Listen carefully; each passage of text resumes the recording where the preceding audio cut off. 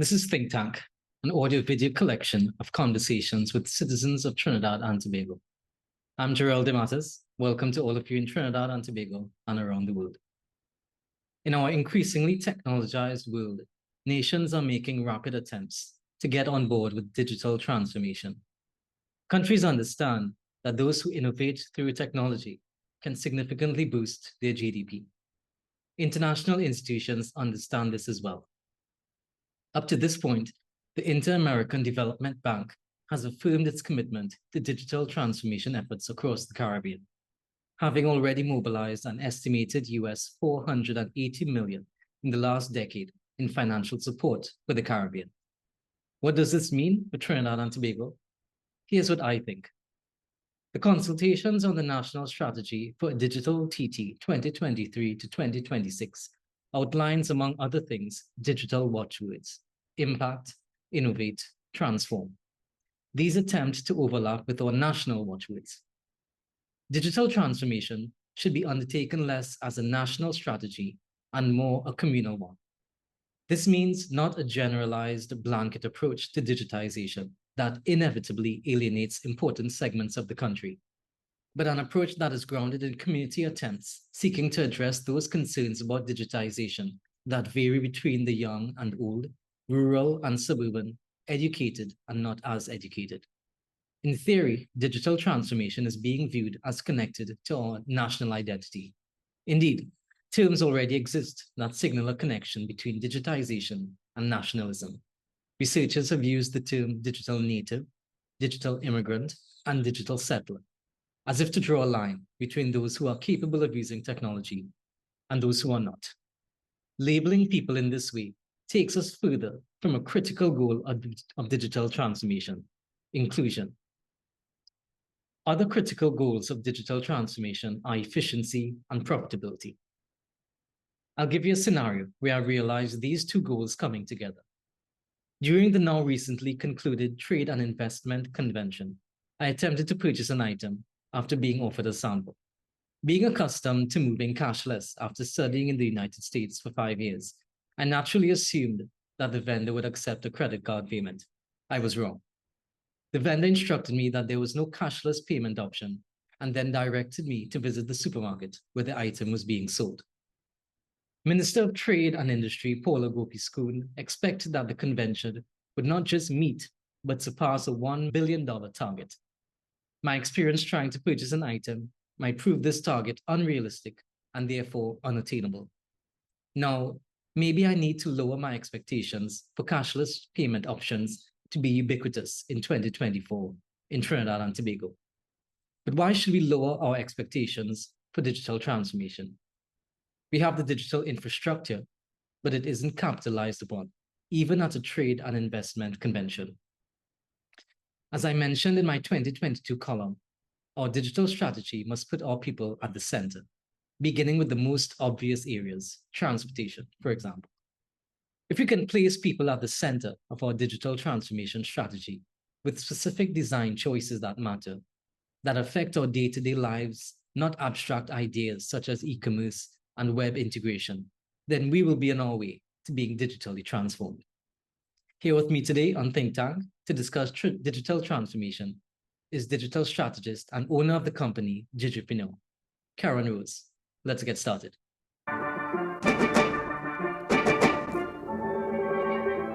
So let's talk about your own professional development in digital strategy, where it started, where it is now, and some of the things you're currently involved in. Yeah, no problem. So it started way back in 2016 when I had an idea where, coming from Canada, so Canada, I'm a born Trini. We migrated to Canada when I was just a baby, and I came back right around my 28th birthday. And because I used to work at Apple, I used to work at TELUS back in Canada, I was always big on technology, and a big part of it was the education of technology. When I came back to Trinidad, I realized that all the things that we had in Canada and the US with regards to you have these different spaces where you could learn about technology, and that's kind of how the rest of the world is being sensitized to tech. We didn't really have it in Trinidad. So just by going around Trinidad and listening to conversations at some of our tech spots, you realize that people were just kind of winging it and making a lot of things up. And I wanted to start a platform where my love for technology, in particular smartphone technology, I was able to create this space and start to teach people about technology. So back in 2016, I launched my brand called Droid Island, pretty much like Android Island, right? And all I did was blog about smartphone tech. And that was the beginning of something big, because the minute I started it, the next conversations were, people wanted to purchase the technology. And I started to realize that I could then open up a store selling the tech, which I eventually did a couple of months later. Opened up a store in Cureub Junction, had my business up and running, but I was still creating all of this educational content, which allowed me to get partnership deals with Huawei, B-Mobile, Digicel, Samsung, you name it. And I was focused a lot more on doing workshops with these entities and partnerships. So fast forward a couple of months later, I realized I'm starting to make more money on education and content, and I have very little overheads versus when you run a brick and mortar store. And that forced me to learn things like web development, e-commerce, digital marketing. I had to gain all these skills for my business. And I ended up closing the store about 7 months after I opened it, right? Didn't even recoup all of my funds. I just realized there's more money to be made on the content creation and workshop side, but people still wanted to purchase the products, which forced me to learn e-commerce tools, e-commerce strategy, e-commerce marketing to drive people to come to the website and buy. And at that time, there wasn't really many places you could have gone online in Trinidad to purchase the products, where you could buy online and people are actually shipping to your house. So I started to get a lot of people reaching out, asking me how I was building the business. So whilst I'm doing all the tech education on that front for my business, I'm also educating on the tech side of e-commerce and digital marketing. And I didn't know it at the time, but that was planting the seeds and giving me a baseline so that when 2019 rolled around and we're now heading into the pandemic, I had started to do some small workshops teaching other business owners about how they can build their digital presence and implement e-commerce to sell online, and not just limit yourself to Trinidad, but now you can sell globally and ship globally. Then the pandemic happens. And from there, I'm getting calls from every single country around the region and the diaspora about e-commerce, digital marketing, and selling online and exporting your products online. And that kind of was the birthplace of my brand Digipreneur now. And because I was in the smartphone game since I was 19 years of age, I thought it was the perfect time to kind of make that pivot, where my love for smartphones kind of died down on a public standpoint. But I realized that I'm making such a bigger impact teaching SMEs across the region and the diaspora about building the digital presence and marketing and e-commerce. And so I went full throttle into that from 2021. And, where I'm at today is because I've been doing this for so long now. I've had the pleasure now where I am a program advisor at the University of South Florida, teaching digital marketing and e-commerce. I'm a part of the Lockjack faculty. I'll be coming up into the UE faculty for the upcoming semester, teaching same thing, digital strategy and marketing inside of the new MBA program. And I work with Flow Business as a brand ambassador, doing workshops around the entire region. And yeah, that's really been my entire brand. So as a columnist, as a radio host with Freedom 106.5, with my show Digital World, and a TV presenter on one of our morning programs, everything I'm focused on right now is educating the masses at scale. You talked about education, and I think education and the product, like, they go hand in hand, really. And you mentioned the pandemic as well. A term I also came across was technology technophobia. How do you speak to people in Trinidad and Tobago who have a hesitation about technology, particularly now that we're talking about AI, artificial intelligence, in this very sophisticated way, when in fact there are a lot of things that we were comfortable with that could easily be called AI, that we've been accustomed to. But in terms of how you nuance your education delivery, how you speak to people, how you going to approach students, where do you find that common ground away from the technophobia that we have, that hesitation with using technology, with digital payments, with exchanging money that we can't see? Right. And you know what? Brilliant question, right? Brilliant question. And my approach is I've been blessed that I grew up in Canada, right? So when Canada was a very analog place, coming from analog and going into digital, I was there for that entire transition. And the things that stuck out to me as to why the US, Canada, the UK got sensitized to technology, that has never happened in the Caribbean. So what do I mean by that? Give you an example. When the banks back in like 2003, somewhere around there, when online banking became a thing, right? The banks everybody that walked into the branch, the banks would tell everybody, hey, what are you here to do? And once you said a particular thing, they would tell you, we have an upcoming workshop in the branch starting in 15 minutes. It'll be about 30 minutes.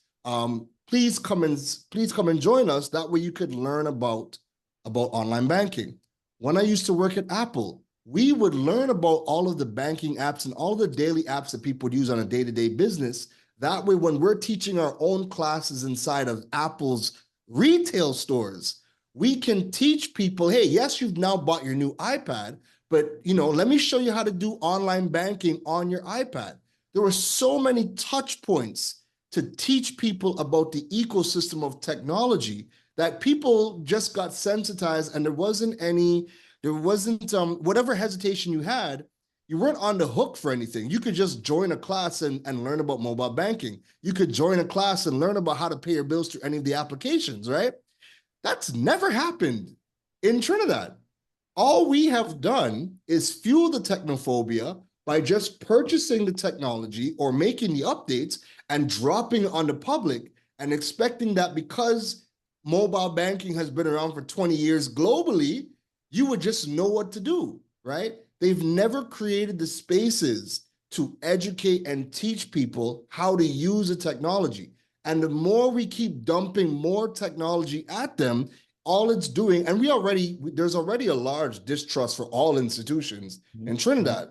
So the more we keep dumping this technology on it, it's just fueling that technophobia. So what I've done is in everything that I do, I am thinking of myself as an institution that's going to bring you from kindergarten, from primary school, all the way up to the tertiary level.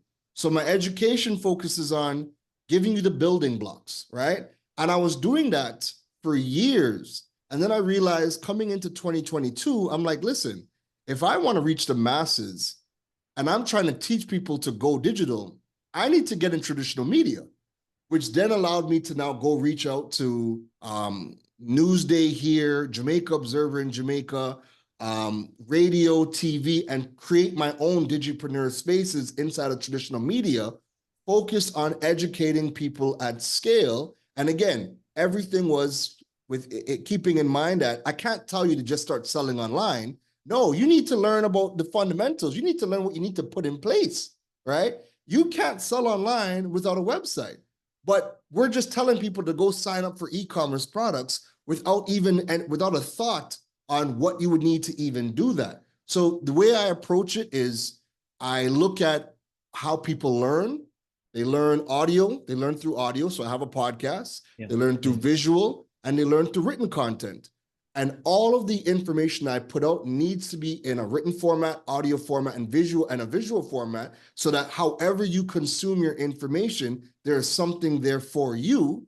And I'm focused on not just throwing the latest technology at you. It's hard for me to even talk about AI when people still don't even think they need a website. And where does AI get all of its information from? It gets the information from the internet. Yep. Where does Google and these places get the information from to begin with? They get it from people's websites. Mm-hmm. So it's building blocks, and we haven't built anything. So all the things that we talk about in media at these conferences It's so far out of context because we've never even set people up with a good foundation for to even leverage AI or any of the other things that are coming out. So that's really where my approach is bringing people through the entire process. Yeah. And it's no, it's no, we shouldn't think of it as uncommon that we need to be digitally strategic. Like that is very much what we need to do in terms of the benefit to being digitally strategic, because we can talk about that as this fancy term. In the I think the UN report 2022 listed us as systematic, which means we were going about our digital strategy in a very systematic way, very particular way. I would disagree, but in terms of the national benefit to that, can you as a digital strategist, because we hear about the benefits of digital being digitally strategic, but then as a digital strategist yourself, someone clearly more informed about it, what are the benefits to be had and where should we start? Oh boy, there's a lot of benefits, and you know what? I'll share this with you afterwards. But I did a couple of articles on the new world of work that we are in. Right, the world is going through a global transformation right now, where there's something called geo arbitrage happening, where more people are learning that they can get paid in higher currencies, and then they can go and figure out a country that has a lower cost of living and go and settle there whilst working digitally. That way they can get the quality of life that they want. Because typically when you live in a country and earn that same currency, you're finding it harder. You're living in Trinidad, you're earning TT dollars, you're finding it harder as your cost of living has risen. If you're living in the US, you're earning US dollars and you're living there, you're realizing costs are getting high, you have to earn more money, right? So people are starting to do what is being coined as reverse migration all over the world, or they're leaving a lot of these first world countries, right? So when we're talking about the benefits of being digital, there's a couple of things that can happen. One, if you're in Trinidad, you could now start to learn in-demand skills that are happening in business, in digital, data science, learn any of the in-demand skills that are wanted globally, and you can now start working for companies anywhere in the world and not limit yourself to the opportunities that are happening here. We know that we live in a small island developing state. There's a finite number of jobs that are even available. People are living longer. They've pushed the retirement age. Chances are you're probably not going to get into the opportunity that you went to school for, which is also one of the number one reasons why we have the brain drain and why we have migration happening to begin with, right? I was reading an article from the UN saying that the Caribbean is on pace to having the largest diaspora in relation to population size because of lack of opportunities. So if you're going to school and you're looking at the local market, chances are you're probably not going to get into the job that you want. But that doesn't mean that the education goes to waste. You could start looking at opportunities globally. So that's the big one, not limiting yourself to just the local economy for jobs. The other thing is that if you do want to get real world experience, and I know that you were out in Boston for some time, if you want to get real world experience, we now live in a time where countries are opening up their borders, creating all these new visa programs, because now you have these digital nomads as they see as being a good cash injection to their economy. One of the biggest things that I think is lacking in the Caribbean is global perspectives. Being able to go and get a skill set, go and live in France, go and live in Zimbabwe, go live somewhere else in the world for a year, 2 years to get some real global experience is going to now set you up for a way better career path. When you bring that global experience and you bring that back to Trinidad, now you realize, oh, wow, there's a lot of opportunities in Trinidad. Because we have a lot of problems. But if you look at what's happening with WASA is a good example. WASA just hired somebody that passed away, but the person they hired as new CEO is from Zimbabwe because they realized we've only ever had one water company. There's nobody here who has ever transformed a water company. We've only ever had one. So we have to go and get that outside experience. So if you want to help build up Trinidad, you are also going to have to go outside, get some real world experience, and come back to really be a productive member in this new society that Trinidad is trying to build. Yeah, absolutely. I absolutely agree with that point. So It's the Minister of Digital Transformation in 2022 said that we would not achieve our goal of digital transformation. But we would be on our way by 2025. Now, of course, we're having this conversation in 2024. My question is, Keron, are we on our way to digital transformation by 2025? It doesn't feel like it. I mean, as someone, I mean, I don't work directly with the Ministry of Transformation. I mean, I've had a good couple of conversations with the minister himself. Good guy. But it doesn't feel like we are digitally transforming, because at the end of the day, when is the last time you purchased something online from a local business? Right? And that's one of the basic things. If you want to start bringing in new foreign exchange and you want to get your local businesses to start participating in the global economy, then they're going to need to have websites. They're going to need to know e-commerce. And for the most part, the majority of businesses don't have a website, not participating in e-commerce, still trying to get you to DM for price on social media, on platforms that they don't own. When you look at the banking system, right? I've spoken about this at length too many times, where you'll see an ad. You can open a new bank account online, right? And you're like, oh, okay, great. Or you can apply for a credit card or apply for a credit card increase. I'm picking on the banks right now, right? Because they have the money. Yeah. You go and you apply, and then you get an email saying somebody will contact you in 2 to 3 days. And you've filled out all the information. You've uploaded documents, you filled out the information. Then somebody contacts you and says, great, we received your requests to apply for this new credit card. We're going to need you to bring all of these documents into your home branch. And you're like, but wait a minute, I just uploaded everything online onto your platform. Oh, well, sorry, our online systems don't talk to the branch systems, so we're still going to need all that information in branch. All right, then why did I do all of what I did online? Where did that information go? Who is storing that information? Because I've uploaded my passport, my other sensitive information.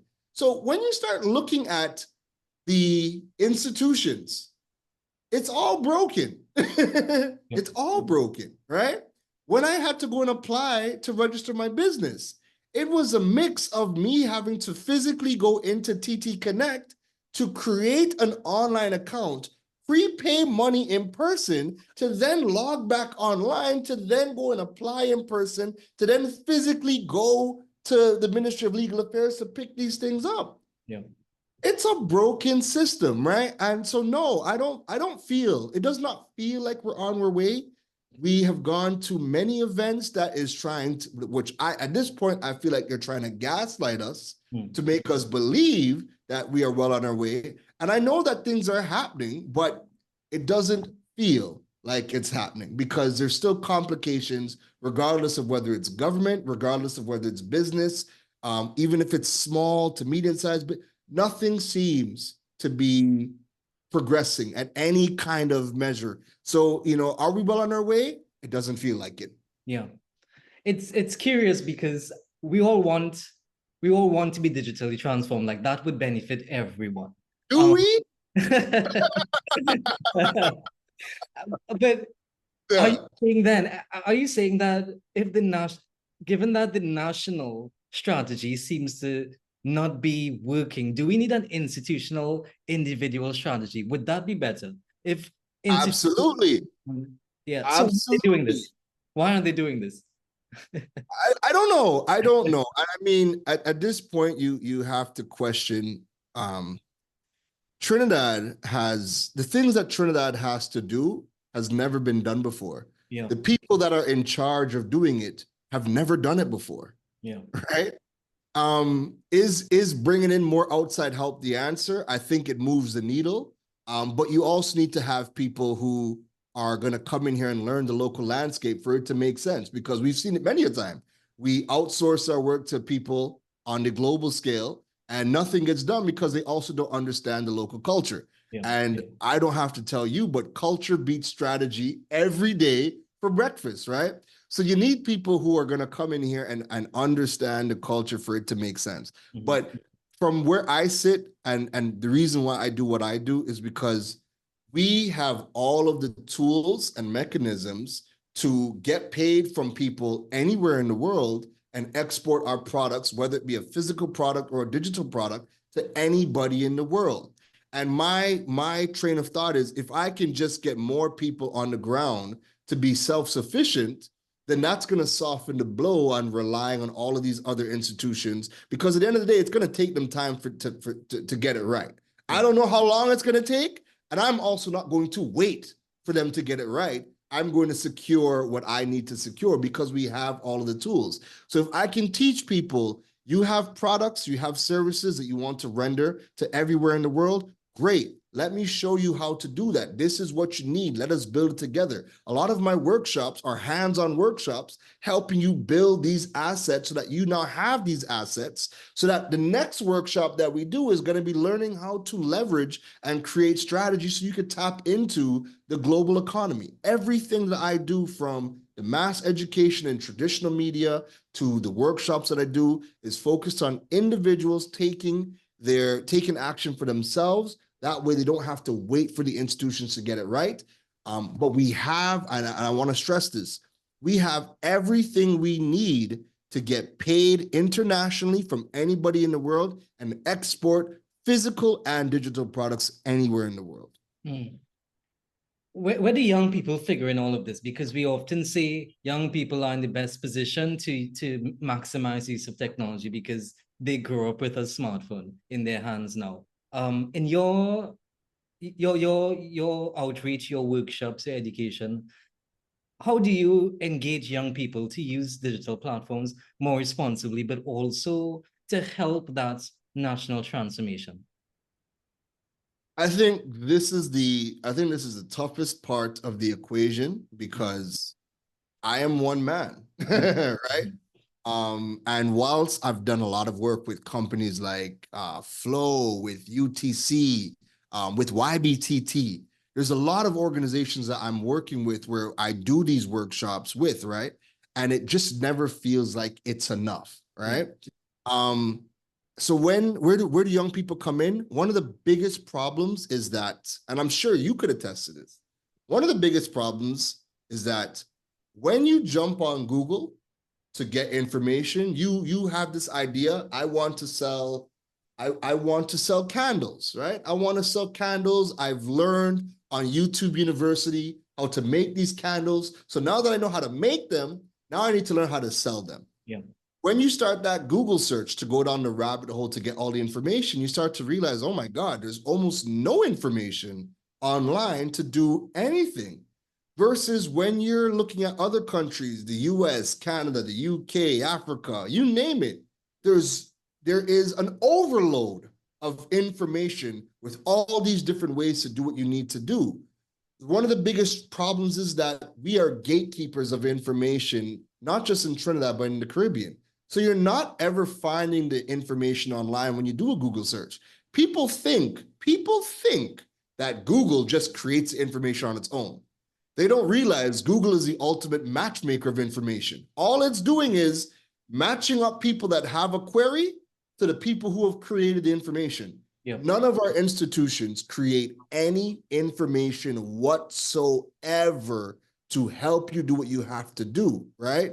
And when they do it, it's usually going to be in an offline workshop where the information might be good in the workshop, but then that only happens in that private space. And there's still no, yeah, correct. It's walled off. There's no information for you to be had after the fact, right? So I've done my best as a digital strategist to learn, how do I get this information out to the masses? So I've learned everything I could learn about SEO. So my KeronRose.com website and the podcast do amazing things digitally. And then I've learned that traditional works hand in hand with digital, which is why I have the columns I do in the media houses, the TV segments, and the radio show. That way everything could work hand in hand. And you could do the best you can to put the information out there so that when people are ready to start looking for it, the information is there. But it's not enough. And I would love to see the institutions getting involved, because the young people are having these questions, right? But again, one person can't do it all. it has to be a full out thrust, just like I was telling you where the banks were teaching you about mobile app, mobile banking, usually utilizing the websites to do banking, but we were also teaching people the same things in Apple. It has to be an all out education drive from every single stakeholder across the country. No one person can do it. No one institution can do it. And then, again, because young people, the first thing they're going to do is they're going to Google. Yeah. They're either going to jump on Google for the information or they're going to jump on TikTok. Do you think the banks are putting out e-commerce education on TikTok? They're not.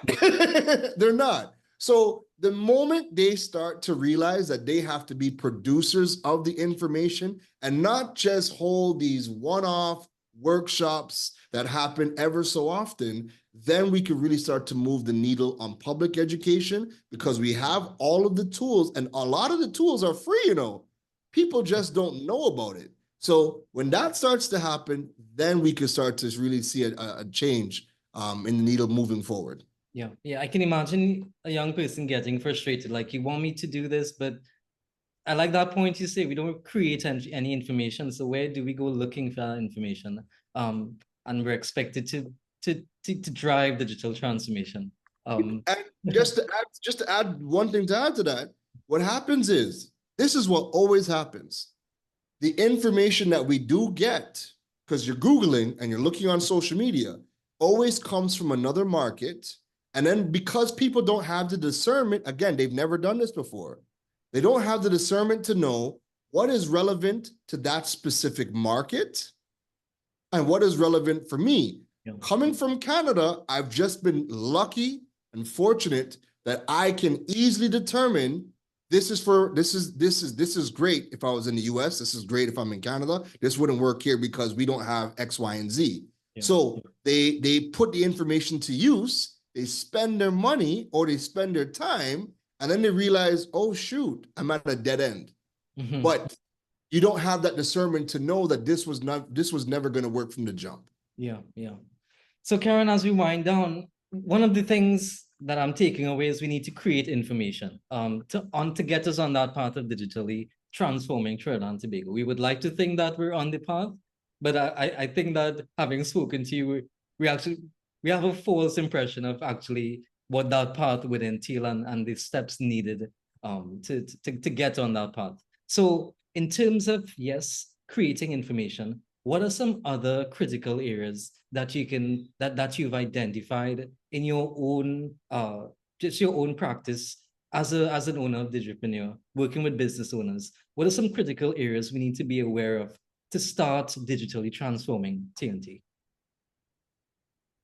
I think we have to get more people being curious about the technology, and try utilizing technology in the smallest spaces, because as you said in the beginning, there's that technophobia. There's a lot of people that just don't want to touch it, right? If you walk into a Massey grocery right now, there's self-checkouts. Half the time it's empty. Half the time it's empty because people don't trust to use it to be able to have a good experience. However, if you ever go to WebSource, right?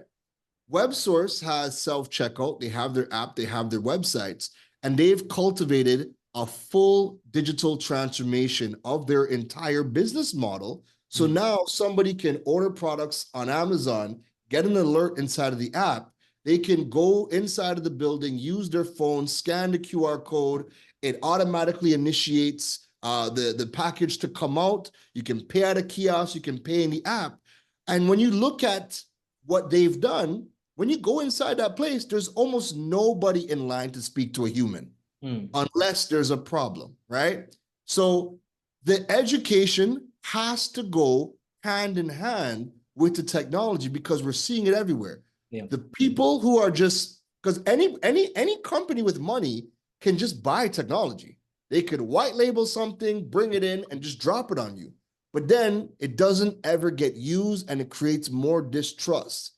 But the people that are doing it, and WebSource is one of the best examples of it, the people that are doing it, and WebSource has tons of videos. Even when you look at their self-checkout kiosks, the entire thing's an instruction manual. showing you what to do. Yep. The videos, the guides are all inside the app as well, teaching you how to do everything. So unless the education goes hand in hand with the technology, we're always going to be spinning top in mud. And as a business owner, right, when you decide to implement your website, implement any new payment tools, it could be Republic Bank's Encash, the digital wallet. It could be WePay's Color app, where now you could get your payments on your phone. Somebody could tap their bank cards on your phone with the Color app and pay you on the spot. No terminal needed, right? You have to be the one that learns all the technology as well. And then you have to start training your customers. What happens is, and I'm seeing this a lot, damn near every day, the business invests in the technology, and then they say, well, we bought the website, we have the app, we have the digital wallet, nobody uses it, it's a waste of time. And the first question is, but did you train your customers on how to conduct business with you? And they're like, well, no, they should already know how to use it. So there has to be some personal responsibility within the businesses themselves, that now that you have the tools, you have to train people on how to do business with you. Because for me, when I started Droid Island, when I had the brick and mortar store and I closed it down 7 months later, I had to train people how to do business with me online. I was still able to accept cash payments, but still have the orders being done on my website. But I had to train everybody how to do that. So because I was training people how to conduct business with me, I haven't accepted a cash payment since 2017. So when I hear people tell me that's impossible, it could never be done, I've done it. And I'm only ever speaking from my experience, but I know what I had to do to train my customers. So to me, that's the biggest problem, because we have the tools, right? We have a foundation and it's only going to get better. But if the business owners aren't learning the technology themselves, then they're already, it's finished from the beginning.